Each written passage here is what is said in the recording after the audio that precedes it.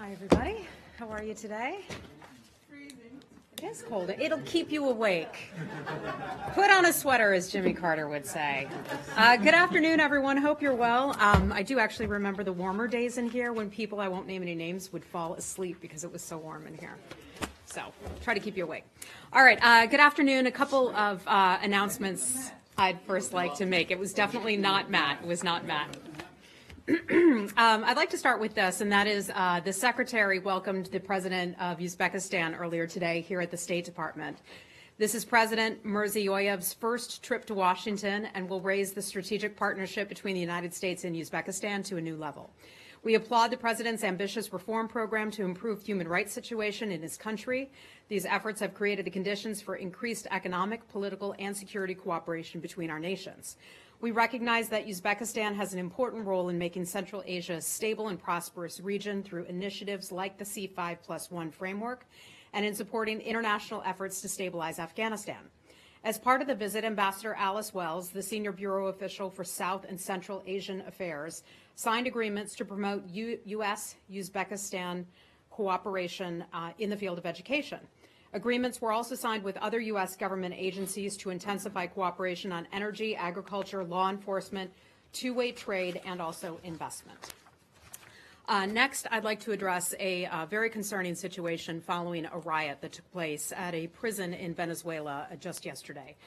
It is called the Ili Cojida prison. It's in Venezuela, and that is where U.S. citizens, including U.S. citizen Joshua Holt from Utah, are being held right now.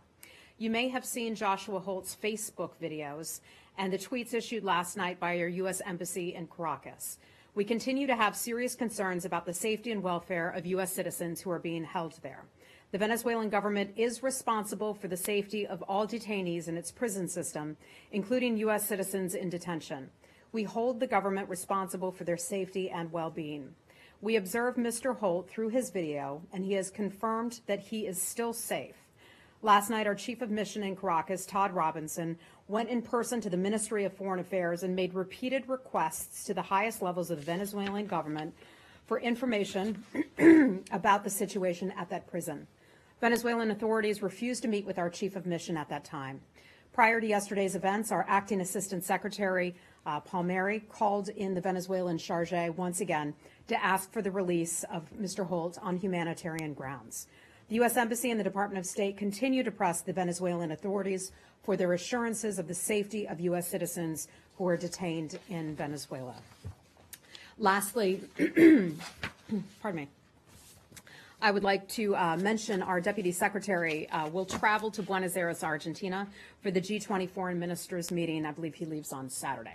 At the G20 meeting, Deputy Secretary Sullivan will address global economic, political, and security issues, including sustainable development.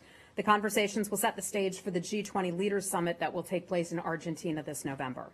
On the margins of the G20 Ministerial, Deputy Secretary Sullivan will meet with foreign ministers for bilateral discussions, including the Argentine Foreign Minister, Jorge Fori.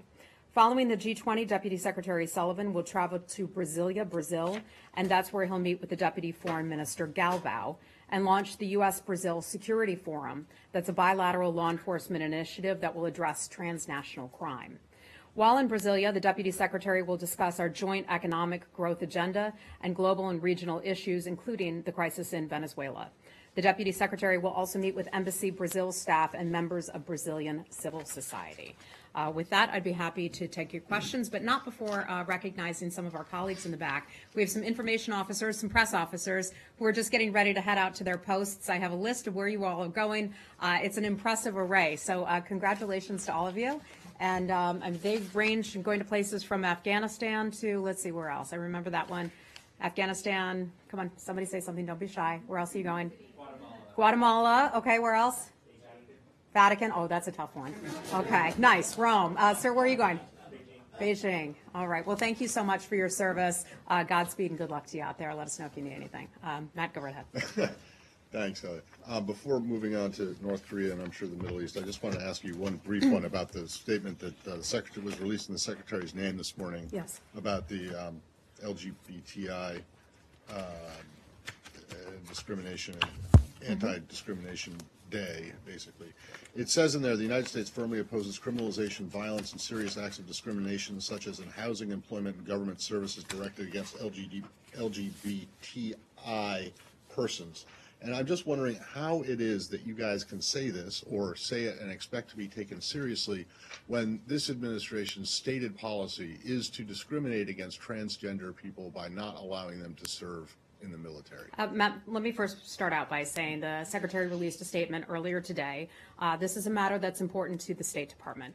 Promoting, protecting, and advancing human rights, including the rights of LGBTI persons, has long been and continues to remain the policy of the United States government. As the Universal Declaration of Human Rights states, all human beings are born free and equal in dignity and in rights. In terms of what you're addressing with regard to the Department of Defense and its policies, it's a matter that's being handled in multiple courts right now. I'm not going to get ahead of the court process, but DOD will continue to comply with the court rules. And I don't speak for the Department of Defense, but that's all I have for you there. I get that, but I mean, but that's what the policy is, whether or not the courts rule on it or not. The president has tweeted that is his policy. And on the International Day Against Homophobia, Transphobia, Biphobia, for the United States, I don't understand how it's consistent for the U.S. to stand with LGBTI people when the stated policy is to discriminate against it. Matt, again, that's before the courts. I'm not going to address that. That is a Department of Defense issue. One of the things that we stand here at the State Department proudly, and we continue to do so, is the respect for human rights. And that includes the right to love anyone you want, to spend time with anyone that you choose, and we stand firmly behind that, and that hasn't changed. Okay. Very briefly on North Korea. Yes.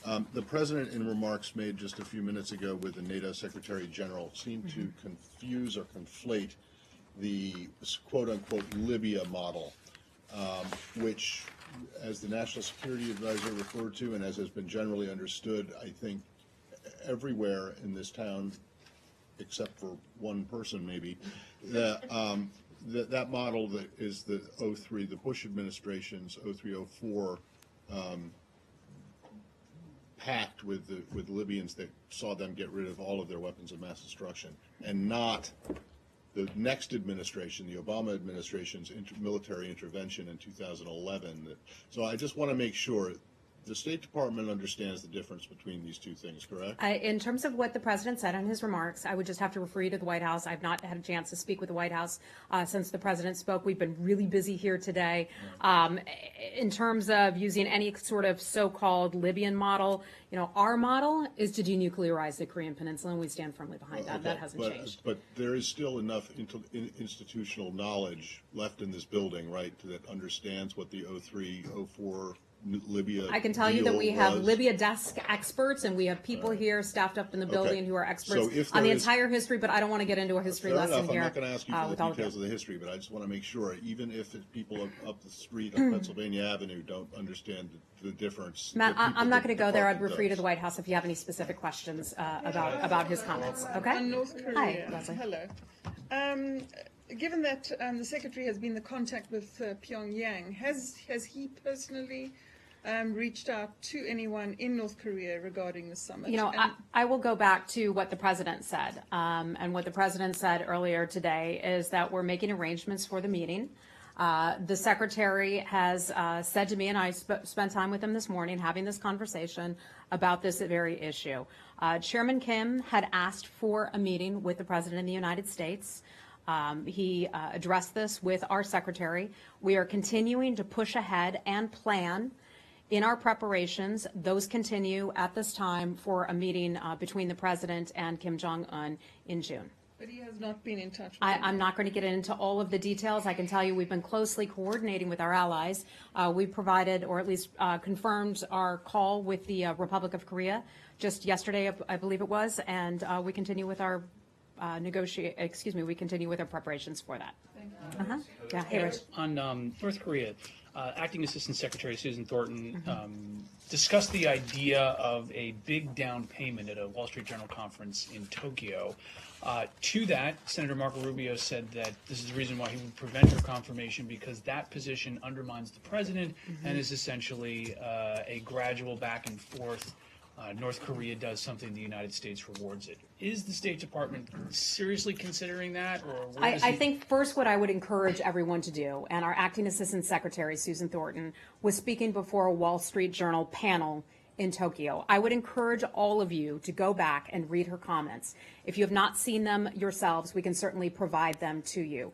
The headline in that Wall Street Journal article, and we've reached out to the Wall Street Journal about this, is frankly inaccurate and overblown. What Susan Thornton was talking about is very similar and the same thing to what Secretary Pompeo spoke about, and that is that we would like to see a bigger, bolder, different, faster deal than the kind of deals that have been proposed before. Susan said, and I'll read part of her quote for you because it was a lengthy panel in which she provided information on. She said, "There is an expectation that he's already committed to complete denuclearization." She's referring to Kim Jong-un there. "And in his conversations with the South Koreans, that there will be a big down payment, a big upfront demonstration of his intention to do that.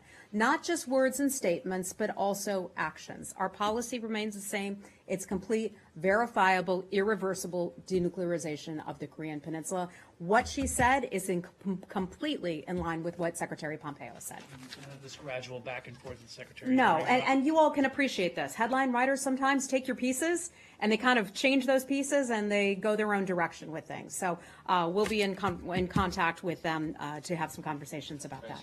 Hi. Just to follow up on the two questions. One is that the tweet from Marco Rubio suggested that Susan Thornton was somehow undermining the president with her statements there. Not at all. Not at all. Look, Susan Thornton has and continues to be a very valued, hardworking member of our diplomatic community. Susan Thornton has had the opportunity to meet with the president. They spent time together. I think it was in Beijing quite a few months ago when they were traveling. Susan Thornton had been nominated for her position by the White House. Susan Thornton has a great deal of respect among people here in the building.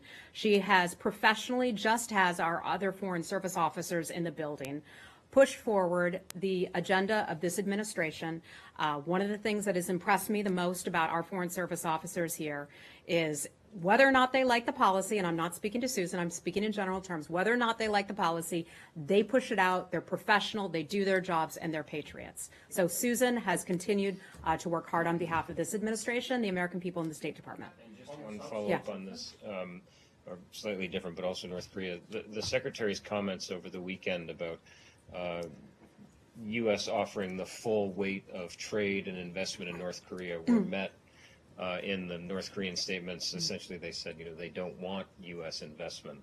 Was he surprised by that? Has that changed his thinking or tactics? I think one of the things that the Secretary had addressed with Chairman Kim is the idea that North Koreans could have a brighter future. And by a brighter future, that means economic investment. That does not mean, some news organizations misreported this, that does not mean U.S. tax dollars going to support the regime of Kim Jong-un. Not at all. That means if they denuclearize, we could envision a future for North Korea where there's private investment, where private money goes into North Korea, whether it's building hotels or cinemas or whatever. That could be a future that North Korea could have if they choose to denuclearize. And I think that's an exciting opportunity. I think it's something that I can't speak for. I can't speak for the North Korean government, but I think that's something that was certainly at least somewhat appealing to them. Who doesn't want a brighter future for their own people?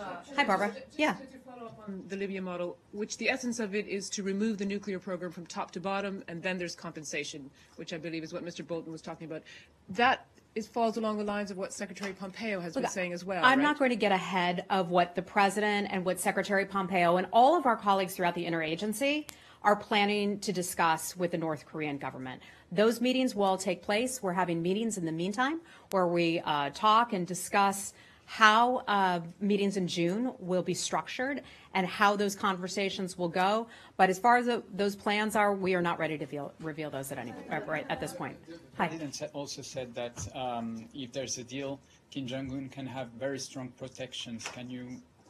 Yeah, I'm not going to get into. I'm not going to get into the security situation there. But as you would imagine, I think we talked about this just 2 days ago, that governments have concerns, especially countries like that, that something could happen to their leader. That is it. I will leave it at that. That, of course, countries are certainly going to be concerned about such things, but I'm not going to get into the details of that. Hi, Jenny. Hi, thank you, Heather. But it seems North Korea does not want to open Western styles, so why they gonna offer the United States offer economically, provide all kind of investment or McDonald's go to Pyongyang? You're asking what the motivation would be Yes. for the private sector to invest in North Yes. Korea someday? Well, I think it's like any country, right? Any country wants to have, or perhaps would want to have, that kind of private investment so they can grow their economy. There's a lot of work that needs to be done in North Korea. Electricity is not readily available throughout large parts of that country. That's one potential opportunity. I'm sure there are very many U.S. corporations that would certainly welcome being involved in helping to bolster its infrastructure, whether it's electricity, roads, or whatever. So that's the incentive for the private sector. Again, U.S. taxpayers would not be financing this. We're a long way off from that point, of course, because the country hasn't denuclearized. But the point is, we're just talking about what could be a brighter future for that country and for its people. Kim Jong-un concerned about the Gap and McDonald's, I think. Yeah, McDonald's going there. But You if sure North Kim Koreans want Jong-un that? is concerned about if open their country, the people is the freedom to, saying, or freedom to watch Wi-Fi or whatever they're using electricity. He concerned about, human rights issues in North Korea. So that at best. Certainly, and human rights issues, it's something that we bring up very often with governments all around the world. We talked here just a few weeks ago about our human rights report, in which we were very clear about our concerns, our very real concerns about human rights issues in North Korea. Not that long ago, the president hosted a group of North Korean defectors who spoke about their experiences and why they chose to leave the country. They've spent time here at the State Department as well. I don't have much more for you on it other than to say that that is an issue that we continue to raise with many countries around the world. Can I change the topic? Very quick. Tell me on the Susan Thornton, your explanation of this. What you said that she talked about how this deal, the administration wants this deal to be bigger, bolder. Did I hear this right? Bigger, bolder, faster, stronger. Is that like the motto here? 'Cause I don't. No, she did 'cause that not. sounds She like did not the use those intro- words. No, That sounds like the intro to the $6 Million Man. But you're dating yourself, Matt. yeah. No, Susan. But Susan what did not she use say? those words. What did she say? Bigger, bolder. No. Use Let me find it. Hold on. Maybe it wasn't. Maybe it wasn't She said there is an expectation, as he's already committed to complete denuclearization, and in his conversations with the South Koreans, that there will be a big down payment, a big upfront demonstration of his intention to do that, not just words and statements, but also actions. That's what she said. I said that is in line with the secretary and what he had said over the weekend when he talked about how this program, we're hoping that this deal would be bigger and different and faster. Yeah. faster. Okay. I Sorry. can find the exact Could I move quote on? for you. Heather, could I move on to Okay. Human Rights Watch? Certainly. please? Okay. Yes. Yeah. Wait, hold on. One more on this before I'll come over to you next. I promise. Hi. The president also said that the model of decimating, quote, Libya would be the model if we don't make a deal with North Korea. Is that the choice that the U.S. is giving North Korea, either come to the summit or be so-called decimated? I'm not going to get into the details of that. I just refer you back to the White House for anything more on that. Okay. And then also on that, the president suggested that Kim Jong-un perhaps no longer wants to have a summit because he spoke with China. Previously, you've said that China has been helpful. What is your assessment now? Has China been helpful, or would you like for them to do something differently? We have always said, and we've been consistent about this, that China could always do more. China, as the key trading partner with North Korea, has an incredible amount of leverage with the North Korean government. And so we continue to say to China that you could certainly do more. And I'll leave it at that. Okay? Hi, Saeed. No, let's move on. Yeah, I have a quick question on the Israelis last week expelled or issued an order to expelling the head of the Human Rights Watch in Jerusalem and the West Bank. Omar Shakir is an American citizen. They gave him 14 days to leave. I wonder if you are raising this with the Israeli government, and how would you view this? This guy's doing his job. Saeed, I can just tell you we're certainly aware of the report. I'd have to refer you to the government of Israel for any questions about that.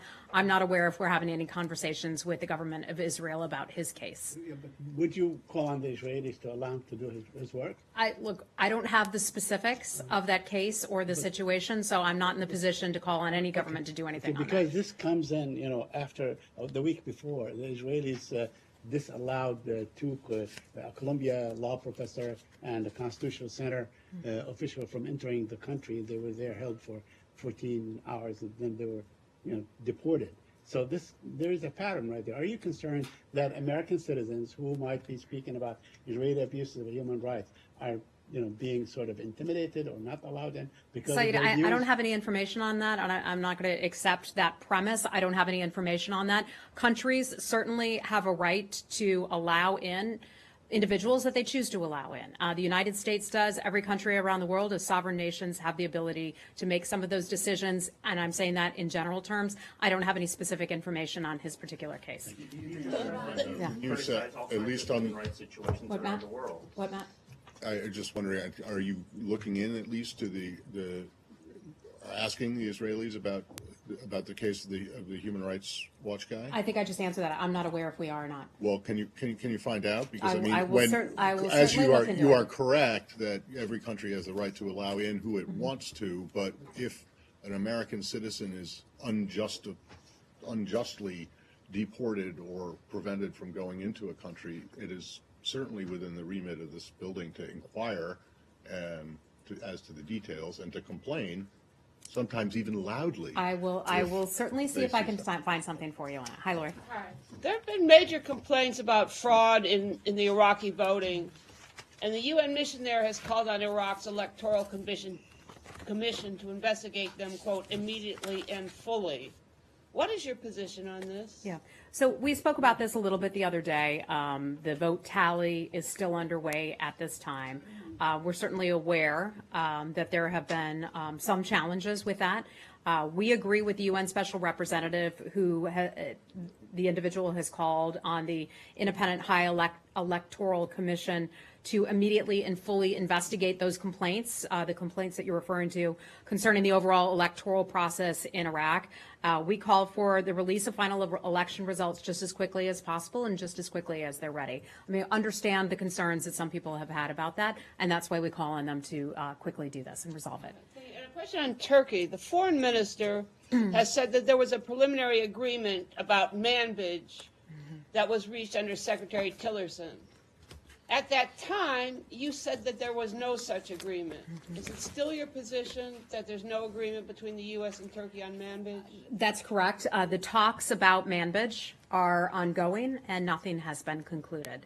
This is something that we addressed in NATO when the Secretary had met with his counterpart in Brussels as well, and so we just don't have any new updates for you on that.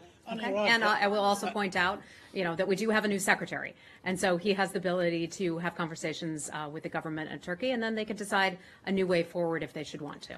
Sorry, Heather, a quick question on the election in Iraq. Yes. Because are you disappointed in the level of the turnout? Because it was very low. I mean, I worked back during the Civil War, and the turnout was much bigger. Are you disappointed?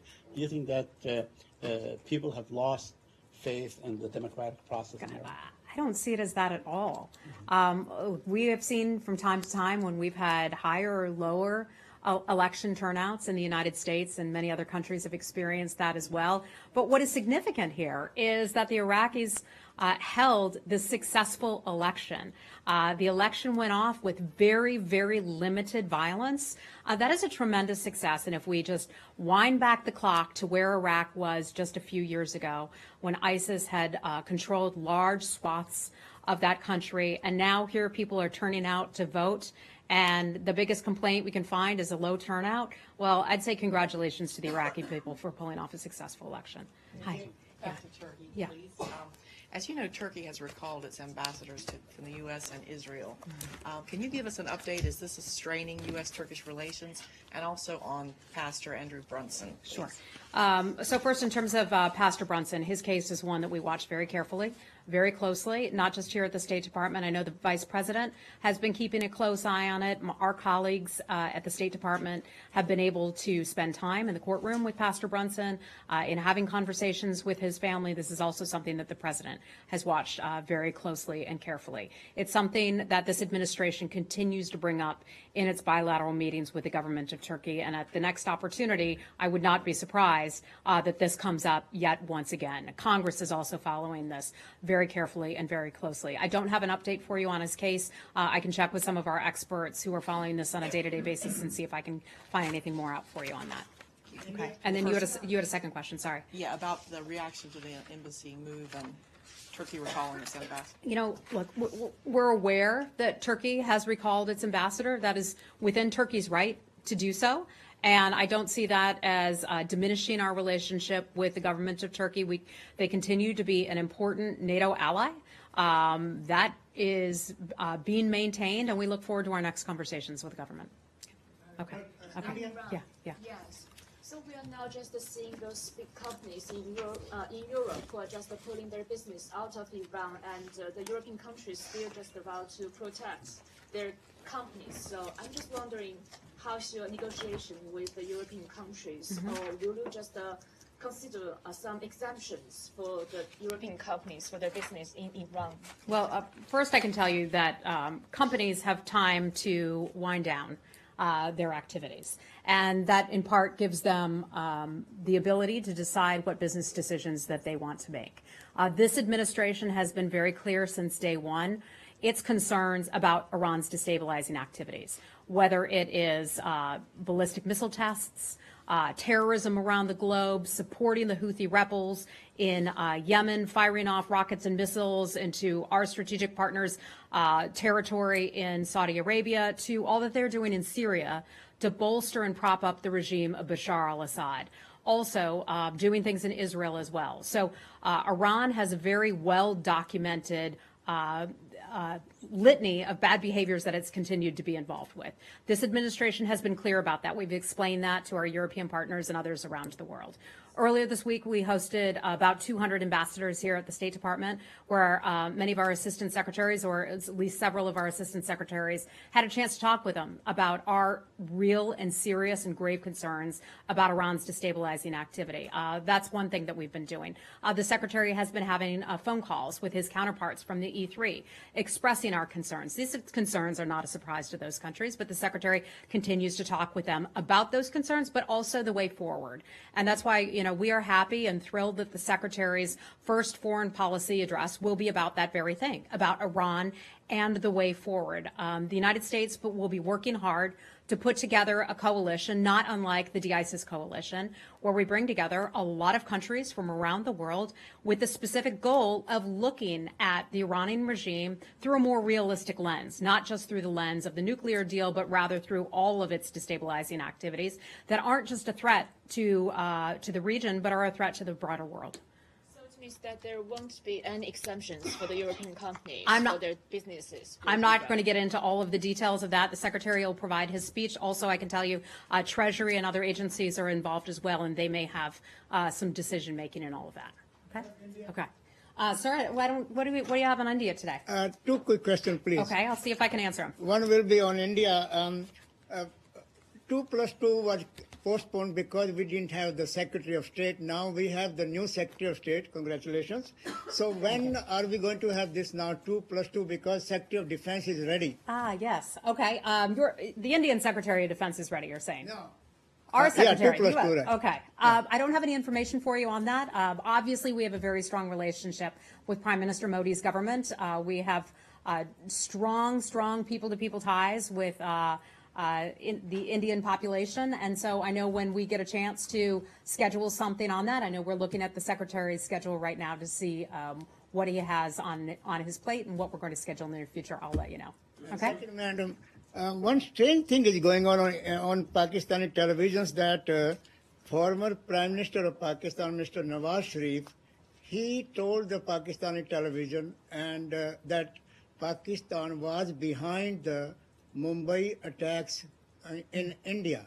Now, this also asserted that last year, General Musharraf said that Pakistan is favoring terrorism against India. So, say the last part again. General Musharraf also said last year that Pakistan is supporting terrorism against India as far as Kashmir is concerned, and we are making it public that we will be supporting terrorism against India. And now it's the Prime Minister of Pakistan who just, stepped down. Look, the only thing I have to share with you about that in terms of the Mumbai attacks, and we've just addressed this on numerous occasions from this podium here, and those would be our concerns about the mastermind behind the 2008 Mumbai attacks, and he's a Lashkar-e-Taiba guy who was being held in Pakistan, and he was eventually let out on house arrest, and we have a reward out for, I believe it's for his arrest. Not information leading to his arrest, but his arrest. I don't recall off the top of my head the award amount, but that person out in the open is a tremendous concern to the United States. In terms of your other question, I just have to look into that for you. Thank you. Just back to the Secretary's speech on Monday and Yes. this new anti-Iran coalition that you're. No, let me correct you on that. It's not an anti-Iran coalition. We stand firmly behind the people of Iran and make a very significant distinction between the Iranian population, a very proud, historic population, a rich, incredible society, to what the Iranian regime is doing to its country. And when Iran pledged that it would bring some of its money back home, because they've done quite well for themselves as a result of the JCPOA and businesses, as she mentioned earlier, coming into the Iranian marketplace. They've done very little to share that money with their people and the overall economy, and people are frustrated with that, and they have a right to be angry with that. So this isn't an anti-Iran thing. This is the Iranian regime and the bad actions that it's doing, nothing with the Iranian people. Okay, I wasn't intending to mean that it was about the Iran. Okay. What are you going to call the coalition then? I don't know, Matt. Do you have any suggestions? The anti-Iranian regime coalition? I don't know. Whatever it's being called. Whatever it's going to be called. I get your point. I don't know if it's even going to have a name. Whatever. Maybe a government acronym. Yeah, I'm sure it'll be fabulous. Maybe it could be called Iran.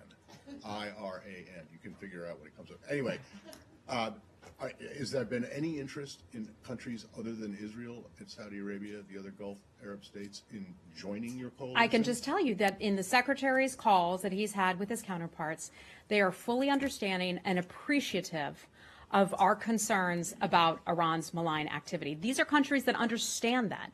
They're not turning a blind eye to these things, and we continue to coordinate very closely with them. You're talking about Europeans here? Oh, many countries. As we spoken to Foreign Minister Lavrov at all?